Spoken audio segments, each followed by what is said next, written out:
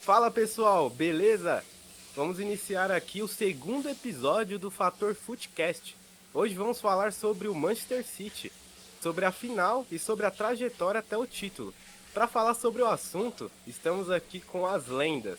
Com ele, Leonardo Prado, e com o Miguel, conhecido aí como artilheiro de condomínio. Dá um salve aí pra gente, Léo. Fala rapaziada, beleza? Hoje a gente vai falar aí sobre como foi essa final aí, o que vocês esperavam, se foi do jeito que a gente imaginou, né? E vamos bater um papo aí sobre como foi o jogo em si, a Champions League como um todo, mas focando principalmente nesses times aí, o Manchester, a Inter, pra gente poder debater um pouco mais sobre essa final. E aí, Miguel?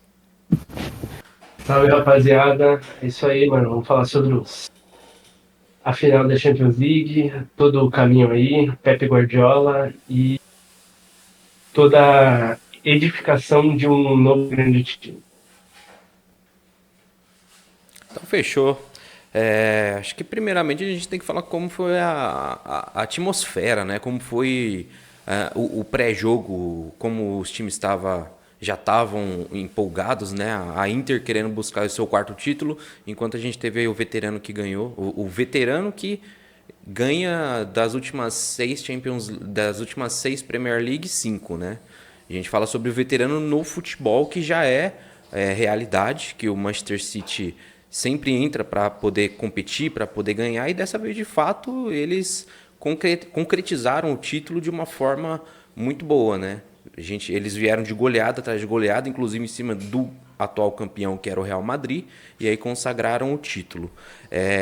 Cara, no estádio ali eu tava percebendo, vendo da televisão, que a torcida do Manchester City, ela ainda não está muito engajada no que é o futebol em si. Eles torcem, tem ali os bandeirões, né? Só que assim, se vocês forem comparar a torcida da Inter, que já é uma torcida, vamos dizer assim, envelhecida, né? Uma torcida que já está acostumada a esse tipo de situação, já tem aí 3 Champions League no pacote, já é uma torcida que está acostumada, uma torcida tradicional, que o Manchester City ainda está começando a construir esse tipo de torcida, né? Muitas vezes do jogo ali o Guardiola pedia para o pessoal empurrar o time, né? Porque realmente a torcida do City não estava se encontrando ali no que é o que a gente chama de noite de Champions League.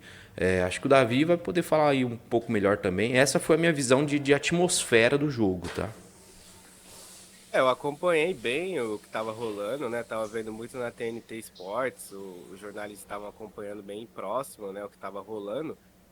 Acho que o que você falou é bem colocado no sentido de, acho que o City ele ainda tem que construir um pouco dessa casca, sabe, dessa história nas competições.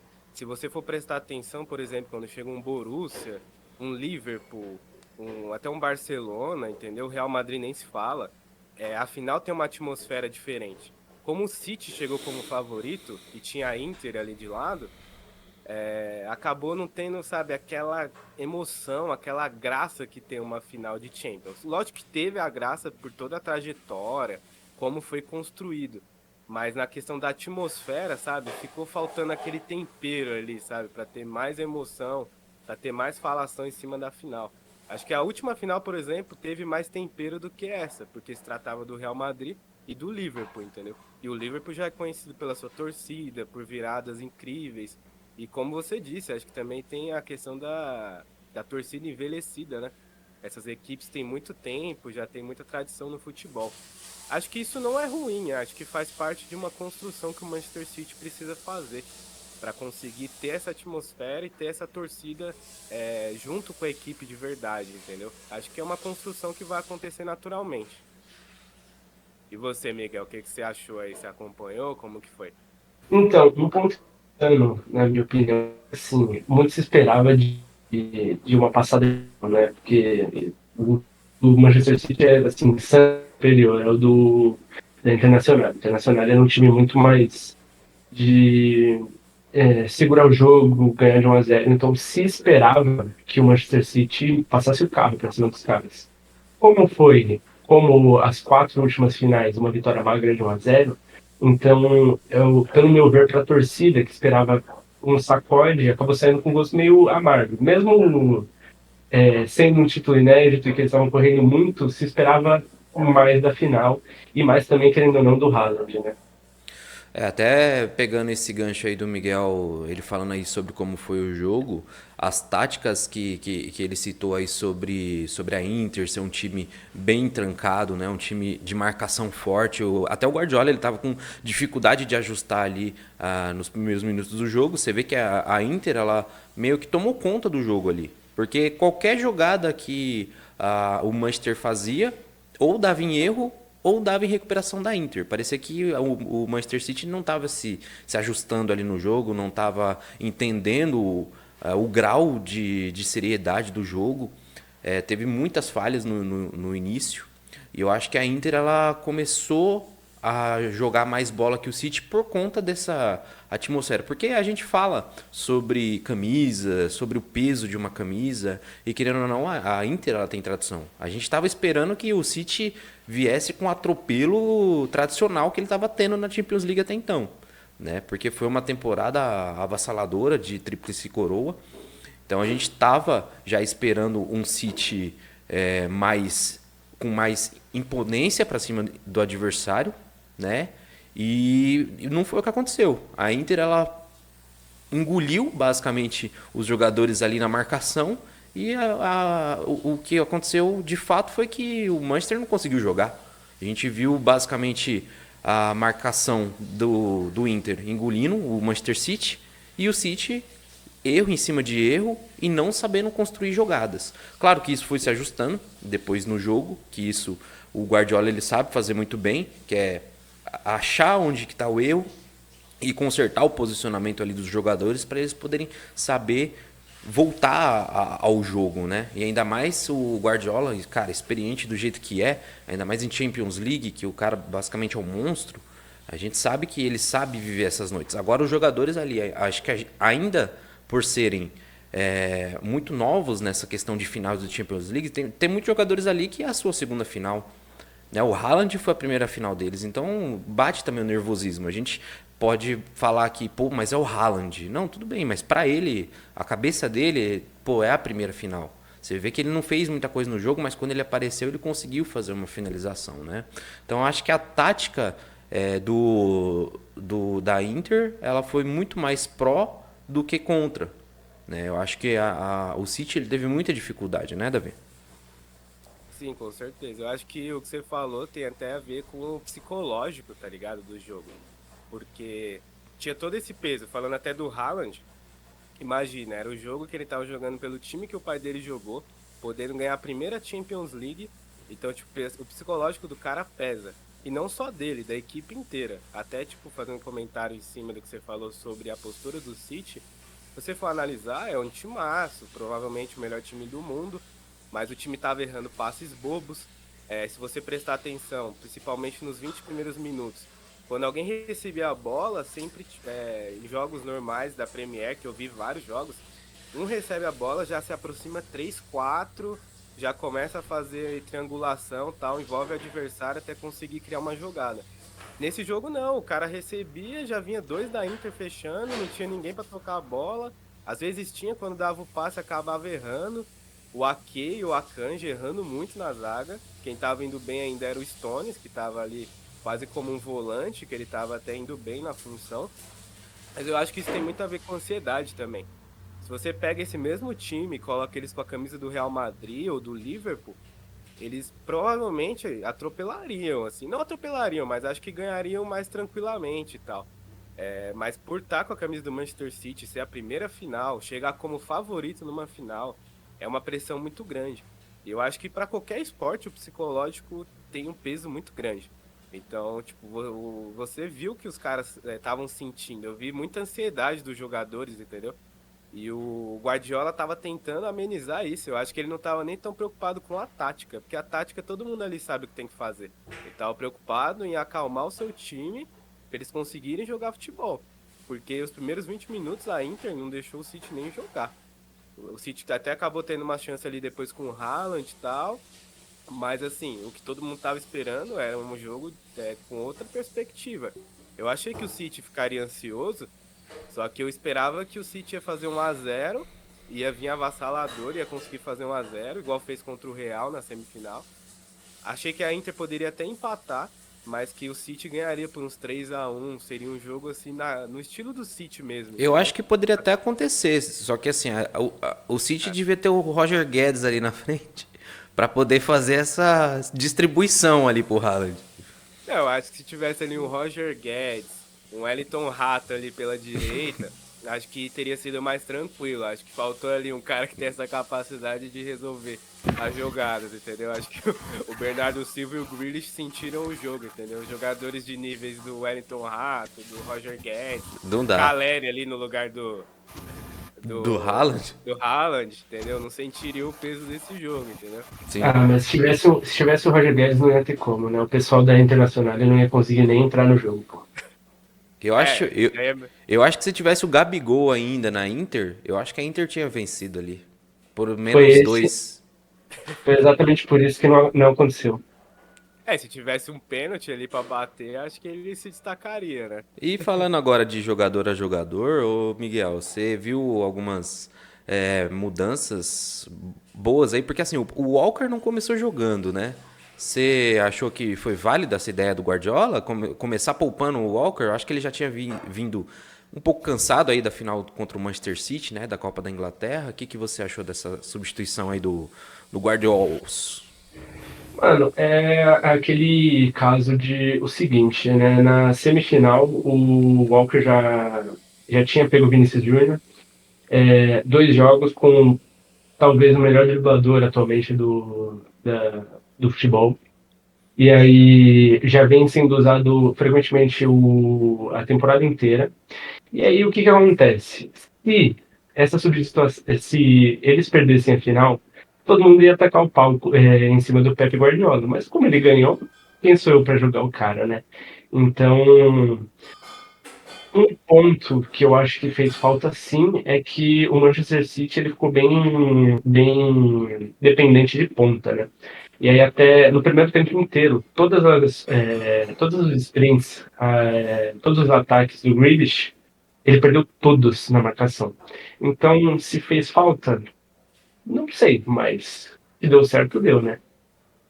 O Eu Grealish. acho até que, analisando assim a tática, eu entendo que ele jogou com Stones e não o Walker, até pouco pela escalação da Inter. Que a Inter fez um 5-3-2, né, se não me engano, e com dois caras na frente. Então ele não precisava do Walker para marcar um atacante pelos lados. Então ele colocou o Stones, que ele fez muito essa tática na Premier League, e ele focou em jogar nos caras pelas laterais, entendeu? Eu acho que ele veio com essa ideia, foi o que eu entendi. E o Inzaghi veio com a ideia do quê? Vou povoar o meio campo. A intenção dele era matar quem? Gundogan e De Bruyne, que são os caras que criam.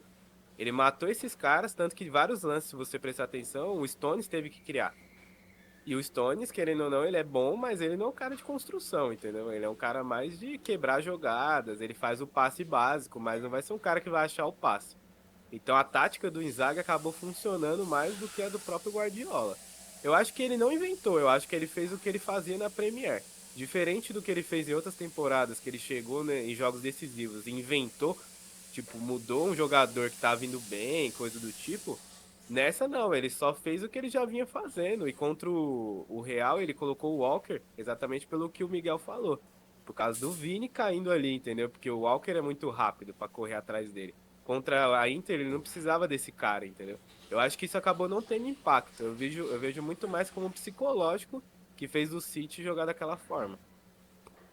Sim, e voltando a falar do Grealish, né, cara, tem muito jogador dessa estratégia aí que a Inter fez que foram basicamente anulados. O Haaland, cara, ele tava isolado, não tava conseguindo jogar. O Grealish também, todas as jogadas que ele tentou, não conseguiu concluir, né, porque a marcação tava muito em cima dele. E a gente vê muito das últimas Champions Leagues, acho que o Davi, que acompanha mais aí o City, essa trajetória do City, o Guardiola, ele tentando fazer esse protagonismo, né, que ele tenta puxar para ele. Tem muitas também que eu acredito, Champions Leagues, que o Guardiola perdeu por muitas das convicções, dessa chamada de protagonismo que ele puxa para ele. Por isso que eu citei a questão do Walker aí, porque eu falei, poxa, por que ele já não colocou o Walker? Será que ele quer novamente esse protagonismo de falar, poxa, eu mexo aqui e a gente vai ser campeão do mesmo jeito? Né? Poderia ter sido um erro do Manchester City, mas como o Miguel falou, cara, como ganhou, ninguém vai falar nada. Né? Mas assim, a gente vê que o Guardiola ele puxa muito essa questão de protagonismo, de querer mudar, porque teve muitas Champions Leagues que se fosse a mesma cabeça dele, ele já tinha visto que o Grealish estava errando tudo, já tinha substituído para tentar fazer outra tática ali. Mas não, ele manteve o jogo ali e falou, cara, uma hora vai dar certo. E deu. A gente pode questionar aqui, poxa, mas foi no rebote, foi uma bola que voltou e o Rodri pegou bonito na bola, só que assim, o objetivo foi cumprido, que foi a conclusão de um ciclo que a gente vê desse Manchester City, né? E já puxando esse assunto, a pergunta que eu faço para vocês é: o que esperar desse City? A próxima rodada, a próxima janela, né? A próxima temporada, o City ele vai vir com a mesma garra? É o time a ser batido? Continua sendo a hegemonia da Europa? Vocês acham que o City ele vai continuar sendo esse City que foi essa temporada? Um City temido e com táticas basicamente inquebráveis, né? Então, para responder isso, acho que a gente precisa ter uma certeza, né? Se o Guardiola continua no cargo. Eu acredito que ele continue. Que ele construiu isso, conseguiu alcançar o que era o maior objetivo, né? Talvez tenha um objetivo maior, tipo ganhar do Fluminense e do Diniz no Mundial, esse tipo de coisa. Mas acho que um grande objetivo já foi alcançado. Eu já estava ouvindo Manchester City pode esperar que a sua hora vai chegar. Tá tipo isso, né? Os caras devem estar desesperados lá, né? Mas vamos analisar, tipo, se o Guardiola continuar no cargo, aí com certeza o City vai ser o time a ser batido. E o que vai acontecer é o seguinte, pra mim, o grande problema do City ser campeão era essa ansiedade. Até falando um pouco sobre a final, eu acredito que o City ele teve sorte pra ser campeão. Porque ele poderia muito bem ter tomado aquele gol que o Lautaro perdeu, né? Que o Lautaro aí também é conhecido como o novo Higuaín, né? Porque se o Lautaro joga a Copa do Mundo e não entra como que é o nome dele lá? O meio da Argentina lá, eu esqueci O Álvares. o Álvares, caramba, eu vejo todo o jogo, o Julián Álvares. Se não entra o Álvares, eu acho que a Argentina talvez não teria chegado para ser campeã, porque o Lautaro, ele não que ele seja ruim, só que ele é um cara de pontos corridos, entendeu? E mata-mata, ele é cheio de pipocar. Se ele não perde aquela chance, que ele deveria ter rolado a bola pro Lukaku fazer o gol, tava 0-0. Eu acho que o jogo seria igual foi a final contra o Chelsea. A Inter faria 1-0 ali e acabou. O psicológico do City ia pro lixo, eles não iam conseguir se recuperar. Mas o City teve essa sorte que ajudou, foi campeão ali na minha visão aos trancos e barrancos. O futebol que foi apresentado na final foi bem abaixo, o time sentiu a final mesmo, todo mundo, não foi um ou outro. Acho que só quem jogou muito bem foi o Rodri, não só pelo gol, ele jogou muito, ele tipo não errou lance besta, tal. Stone jogou bem também. O Bernardo Silva foi mediano, os outros acabaram indo abaixo, assim, na minha visão. Só que agora o que que acontece? Acabou essa ansiedade de ter a primeira final, o primeiro título, já conseguiu.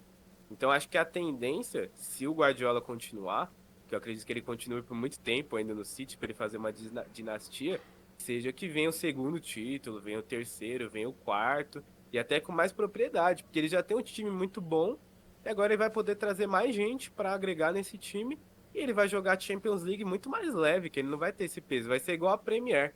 Entendeu? Talvez por City ganhar a primeira Premier, não sei se vocês lembram que teve aquele gol do Agüero no último lance e tal, que ele fez aquele gol que ficou marcado na história. Aquela primeira Premier, né? Já tinha ganhado o campeonato inglês nas antigas, mas a Premier mesmo foi a primeira. Tipo, foi muito emblemático, foi sofrido pra caramba. Depois começou a ganhar com mais tranquilidade. Vai ser a mesma coisa pra Champions.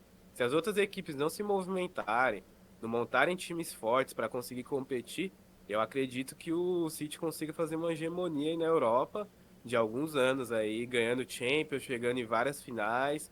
Vai ser complicado aí. E você, Miguel, o que você acha aí? Então, a pergunta é a seguinte, né? Se o City já é o time a ser batido. Então, na minha opinião, um time que ganha das 6 últimas, 5 do campeonato mais difícil do mundo, tendo um jogador que em 53 partidas faz 52 gols, tendo talvez um dos melhores técnicos da história. Acho que não tem dúvida. O grande marco, aliás, que separava o City dos times grandes, acabou de ser superado. E aí agora é só acrescentar mais peso à camisa, e aí, se Deus quiser, em uns 15 anos, quem sabe a camisa fique tão pesada quanto a do Corinthians, né? Eu jurei que ele ia falar Real Madrid. É, Aí já seria chutar o balde, né? e pegando esse gancho aí daqui a pouquinho a gente vai falar do Haaland. Mas antes da gente passar pro Haaland, eu queria falar sobre um jogador, De Bruyne. Cara, o que acontece com o De Bruyne em jogos decisivos? Porque assim, a gente vê que o De Bruyne ele não se machuca. Ele tem uma regularidade nos jogos muito grande e uma minutagem absurda. O Guardiola ali sempre pode contar com ele, a gente vê ele em jogos no banco, mas eu acredito que é mais para poupá-lo do que pela qualidade, pela capacidade técnica dele. Porque eu acredito que o Guardiola ele muda muito o time justamente para ver onde as peças se encaixam, né? E muitos jogadores ali, eles fazem tudo no time. E o De Bruyne, eu acredito que ele não... Ele fica no banco algumas vezes, né? Porque por opção do técnico, do Guardiola. Porque, cara, o que acontece com o De Bruyne? A pergunta é, o que acontece com o De Bruyne para ele sempre em jogos desse patamar, desse nível, ele se machucar? Porque é um jogador que não se machuca, né? Qual que é a sua opinião, Davi? Cara, eu não sei se é zica, se tem que jogar sal grosso na perna dele, na coxa. Mano, é uma pergunta complicada, né? Acho que todo mundo sabe aí que eu sou muito fã do futebol dele, né? Não escondo disso. Pra mim, ele é um craque, joga muita bola. Eu acompanho a Premier League há muito tempo e vi todos esses títulos do City. Ele foi, tipo, primordial para essas conquistas, joga muito ali. Ele é o maestro ali da equipe, né? Dita o ritmo da equipe, encontra passes que ninguém consegue imaginar. Mas respondendo na questão da final. Acredito que contra o Chelsea, foi muito azar, sabe? Ele tomou uma pancada no rosto lá que tirou ele do jogo e ele ficou zoado por um tempo por causa daquela pancada. Aquilo ali foi muito azar. Dessa final foi um pouco esquisita a contusão. Eu vi que ele tentou ainda forçar a continuar, mas ele tava errando. Eu não sou médico, né, pra falar sobre o assunto, mas eu acho que o psicológico, ele se machucou sim. Não dá pra chamar o De Bruyne de pipoqueiro, essas coisas, que eu acho que isso é muito injusto Isso falar não isso pro dá. cara. Não tem como falar, entendeu? Mas assim, eu acho que o psicológico pesa e talvez isso tenha ajudado ele a ter uma contusão, entendeu? Por causa do nervosismo, de repente ele entrou de uma forma errada, pisou de uma forma errada porque tava ansioso, tava, sabe, nervoso com o jogo e se machucou. Mas assim, pra mim foi azar. Eu acho que, inclusive, agora nas próximas, ele vai conseguir jogar a final. Torço muito que tenha uma final que ele decida o jogo, consiga, sabe, quebrar essa essa marca que ficou nele dessa questão de finais, sabe? Porque, por exemplo, pra mim ele foi muito decisivo no momento que era primordial, porque contra o Real Madrid, aquele gol que ele faz, o Real Madrid tava 1-0, o Real Madrid tava melhor no jogo, e ele fez um golaço lá contra o Courtois, né, que é um grande amigo dele, inclusive, mas é um grande goleiro. Ele fez aquele gol que mudou a partida e na volta, né, foi aquele baile do Manchester City e conseguiu ir pra final. Então, tipo, falar que ele não foi decisivo para esse título é muito injusto e quem fala isso não acompanhou o time na temporada e nem na Champions. Mas assim, respondendo, eu acho que foi muito zica e tem uma pitada ali do psicológico, sabe? Que pesa na final. Mas não só pra ele, acho que pro time inteiro também. E aí, Miguel, e tu? Então, para mim o Davi foi incisivo. Eu vou até citar duas situações que acabaram de acontecer, né? Uma faz um pouco mais de tempo da Copa do Mundo e outra de agora. O que acontece? Na última Copa, na última final de Champions contra o Liverpool, ele realmente tomou uma pancada, ele quebra se eu não Contra o me engano, ele Real, né? chegou a quebrar. Não, contra o Chelsea, na verdade, né? Isso, contra o Chelsea, perdão. Chelsea. E aí ele quebra realmente o rosto, não tem como continuar. Essa também é outra lesão que, querendo ou não, ele também não tem sorte, né? Mas qual que é o ponto aqui? Quando eles foram receber a taça, tá? Ele passa e ele não passa perto da taça, tá? Ele não toca na taça, ele sai cabisbaixo. Todo mundo, se eu não me engano, logo após a Bélgica ser eliminada. Quando cobram ele, né, de toda aquela história da geração belga, de que eles em tese têm um favoritismo, e aí ele fala que não tem jogadores tão novos assim. Realmente, acho que sobre a técnica, falta sorte, mas também o psicológico dele eu acho que é bem abalado, sabe? Eu acho que ele não tem aquela mentalidade tipo Kobe Bryant, de eu vou ganhar e eu vou ser o protagonista e nada vai me impedir de ganhar. Então eu acho que ele não tem um psicológico. Eu acho que, como eu tinha até falado antes, o psicológico pesa demais, assim, no esporte, né? E dá pra ver que ele sente também, mas é até injusto, né, com o cara, como eu falei, assim, todo esse peso. Mas assim, é natural a pessoa sentir isso também. Acho que, não sei se vocês lembram, quando ele fez o gol contra o Real, ele meio que até se emociona na comemoração. E pra mim, assim, na minha visão, foi um pouco de alívio, sabe? Por todo o peso que tem em cima dele, a cobrança, do tipo, ele não resolve jogo, tal, ele pipoca, tem esse tipo de coisa. Que eu acho que é muito injusto. Mas isso acaba pesando pra ele. Mas eu acredito que esse problema daqui pra frente não vai ter mais. Eu acredito que ele ainda tem umas 3 ou 4 temporadas assim, em alto nível, que ele ainda tem a chance de se provar numa final de Champions, decidindo uma final de Champions, seja com uma assistência ou um gol, da forma que for. Acredito que na seleção belga eu acho que não vai rolar, porque os jogadores que ele tinha que ajudavam ele ali já, tipo, já estão velhos, já estão decaindo muito. Acredito que o único que esteja em alto nível é ele e o Courtois, né, que é seu grande amigo. Mas o restante tá mal. Então, só se revelarem uns 3 ou 4 jogadores assim muito diferenciados que consigam dar um apoio ali para ele conseguir ter sucesso com a seleção. Mas assim, sucesso com o clube ele já conseguiu. Acho que isso aí ele já conseguiu fechar o que tinha falado dele, mas ele vai ter a chance ainda de provar que ele pode resolver uma final, que ele tem esse futebol para isso. Inclusive, eu acho assim, pelo futebol que ele apresenta nos últimos anos, essa média que ele se mantém nesse nível há muito tempo. Eu acho até que é injusto com o futebol o De Bruyne não ganhar uma bola de ouro.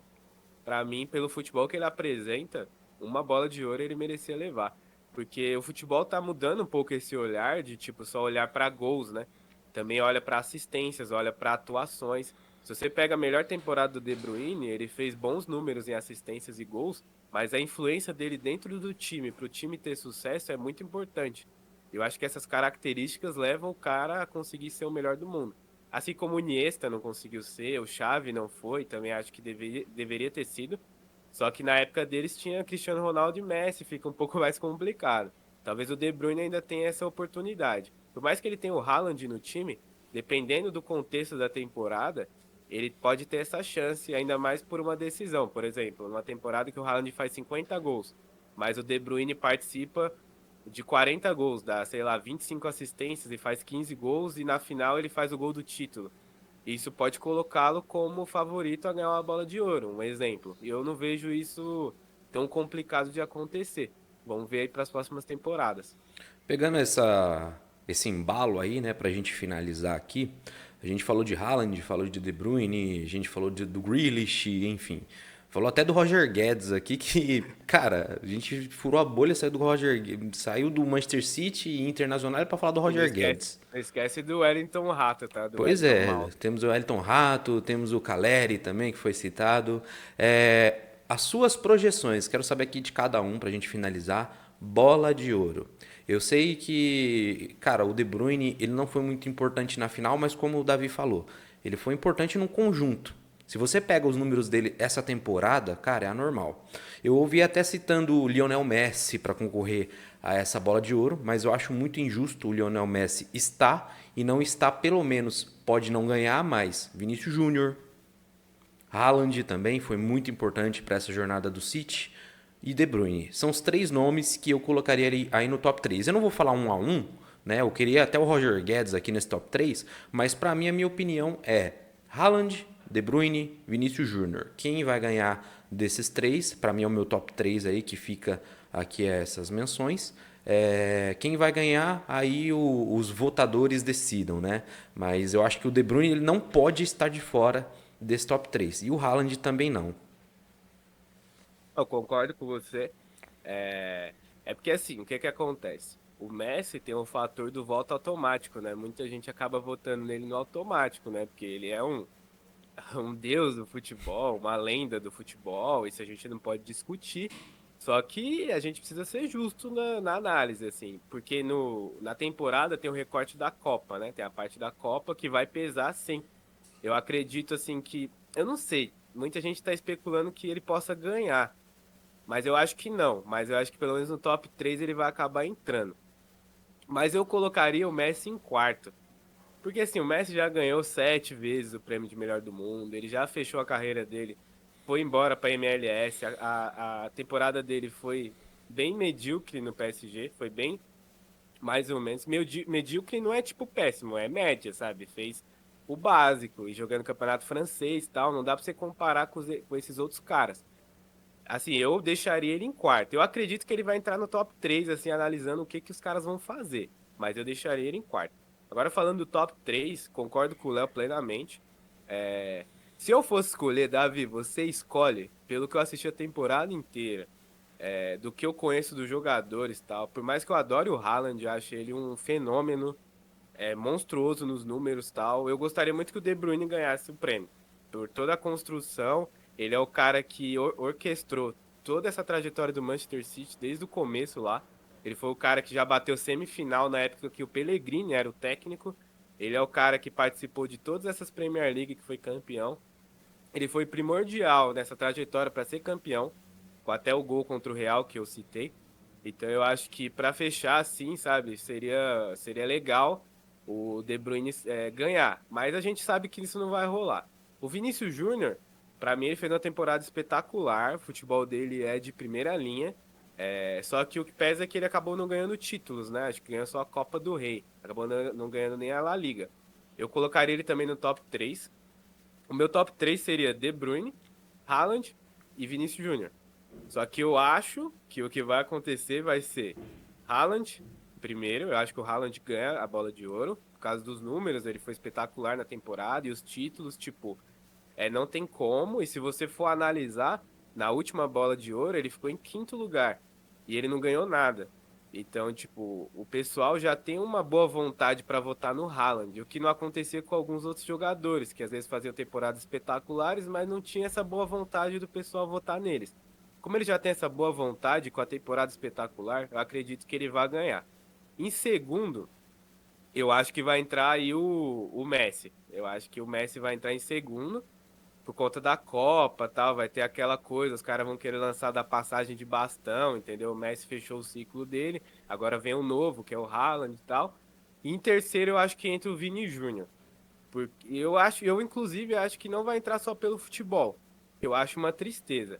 Eu acho que ele vai entrar em terceiro porque o pessoal vai se mobilizar, sabe? Daquela forma que você conhece, que o pessoal é bem, sabe? Uhum, Político, sim. né? Vão querer colocar ele em terceiro para mostrar que tem apoio, tal, a causa das coisas que aconteceram com ele, que foi ridículo.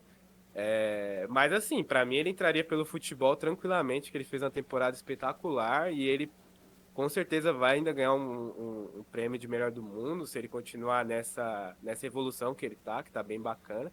Mas eu acho que fecha assim: Haaland primeiro, Messi em segundo, Vini em terceiro e acredito que o De Bruyne entre em quarto. Eles vão colocar um do City aí em quarto.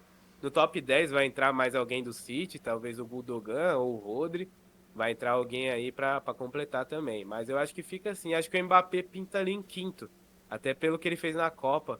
Ele vai pintar ali em quinto, vai ser essas figurinhas aí que vão estar no prêmio, na minha opinião. E esse desejo aí do Davi, perdão, esse desejo do Davi aí ser do De Bruyne ganhar, acho que é muito pela trajetória do De Bruyne no Manchester City, né? E até pelo Haaland ter uma longevidade para ganhar essa bola de ouro. A gente sabe que ele é o famoso cometa Haaland, não é à toa. Ele vai ter mais oportunidades, ele vai emplacar muito mais gols e ele vai ter outras chances para ganhar, né? O De Bruyne, se você for pegar ele já está numa idade que para o futebol é considerado uma idade avançada. Daqui a pouco ele não vai estar no mesmo ritmo que ele tem para dar passe, enfim. Ele o De Bruyne ele vai ter muito menos chance para ganhar a bola de ouro do que para o Haaland. Eu acredito que essa coroação aí do Davi com o De Bruyne seria isso, né? E o seu top 3, Miguel, qual que é, meu jovem? Então, vou só desmistificar aqui o prêmio, porque pelo visto muita gente ainda não entendeu, né? Mas querendo ou não, a bola de ouro é uma grande mistura de influência e futebol, tá? Então, não necessariamente o melhor jogador, o mais completo, ele vai ter ganho, porque o fator comercial muda muito. Tanto que existem ganhadores polêmicos e outros que realmente têm merecimento, né? Qual que é a minha opinião? Eu também acho que com a perda de dois das maiores estrelas, posso até falar, das maiores estrelas do futebol mundial, estão correndo aí para sua sprint final, né? Eles estão se aposentando, que é o Messi e o Cristiano, e aí o que se tem é uma lacuna que precisa ser preenchida por alguém. Como o Davi falou, realmente, acho que, infelizmente, vai para o Haaland. Eu acho que o De Bruyne realmente merecia, mas o De Bruyne ele tem o fator de ser introvertido, sabe? Não é muito ativo na vez, então ele não tem influência, então ele não acaba fugindo muito da bolha do concordo com o Davi, acho que eles vão colocar o Messi em segundo ou terceiro, mas na minha opinião, tá? Eu acho que o De Bruyne ainda entra nesse top 3. Acho que o Vini Júnior jogou muita bola, mas infelizmente, né? Quando você não ganha a Champions League, você tá bem atrás de quem ganhou.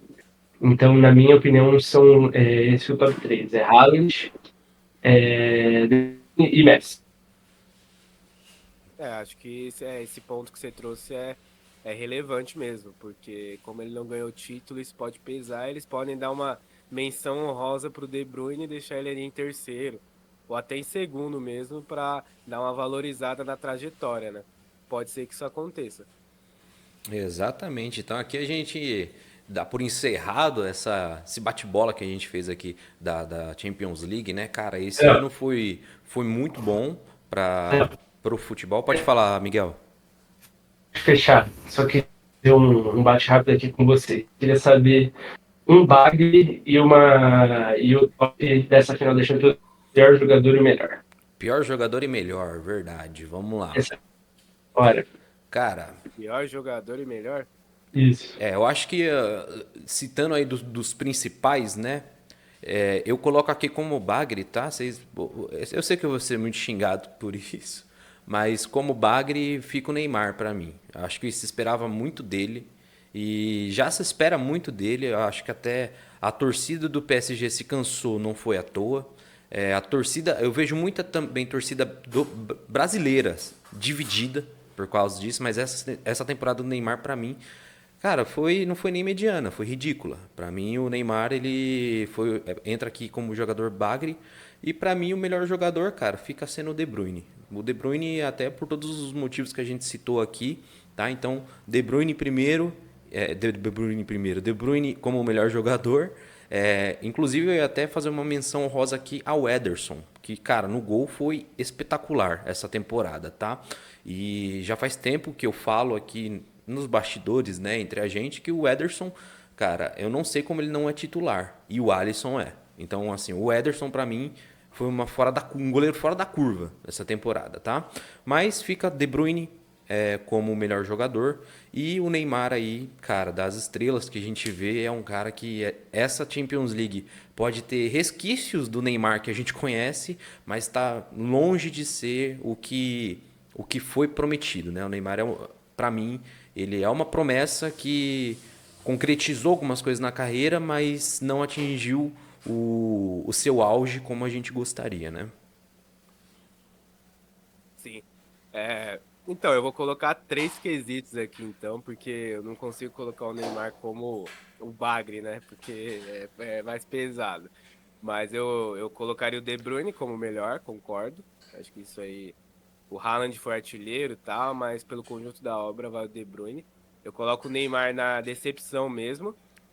Até porque ele já tava cansado do PSG. Depois da Copa lá, ele já tava zoado, já tava na cara que isso ia acontecer e, tipo, ele precisa sair de lá logo, senão a carreira dele vai pro saco, né?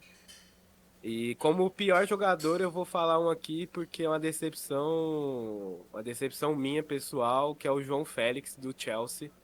Pra mim, esse cara surgiu, achei que ele ia ser um grande jogador e ele tá se mostrando, tipo, muito ruim, assim, e não dá certo em time nenhum. E ele teve chance de fazer gol contra o Real lá no mata-mata e perdeu e foi decepcionante na Premier, na Champions. Pra mim, ele é a maior decepção. Eu coloco ele aqui por ser uma decepção na Champions e uma decepção como jogador, de tudo que ele construiu, de tudo que as pessoas colocavam que ele ia ser, entendeu? Então eu coloco assim essa questão. Só para finalizar, então, vamos lá, o meu. Não tem como fugir, ele joga muita bola. Como decepção, eu coloco o Mbappé.